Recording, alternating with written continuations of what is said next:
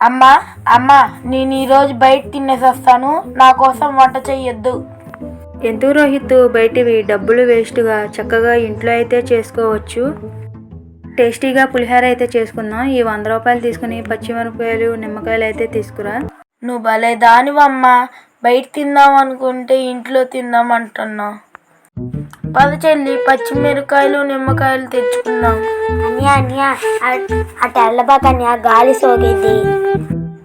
నీకేం తెలియదు చెల్లి, పక్క జరుగు.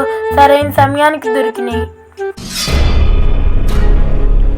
ఇవాళ అమ్మ ఇచ్చిన 100 రూపాయలతో చక్కగా ఎంజాయ్ చేద్దాం. చక్కగా ఈ 100 రూపాయలతో పార్టీ చేసుకుందాం చెల్లి. సరే అన్నయ్య. రోహిత్ తెచ్చావా నిమ్మకాయలు పచ్చిమిరపకాయలు? వీటికేంట్రా పసుపు కుంకుమ అయింది. ఇవేమైనా చేతబడి చేసినవేంటి కొంప తీసి? అమ్మ తల్లి, నీ అనుమానంతో చచ్చిపోతున్నానమ్మా. అలా ఏం లేదు, ముందెళ్ళి పులిహోర చెయ్యమ్మా. అమ్మ ఆడుకోవడానికి వెళ్ళొస్తున్నాం. అమ్మ పులిహోర చేసావా? అరే పులిహోర ఇదిగోరా. అమ్మో చెల్లి, అమ్మకు దెయ్యం పట్టింది చెల్లి. నాకు చాలా భయంగా ఉంది చెల్లి. నువ్వు విన్నావా అన్యా?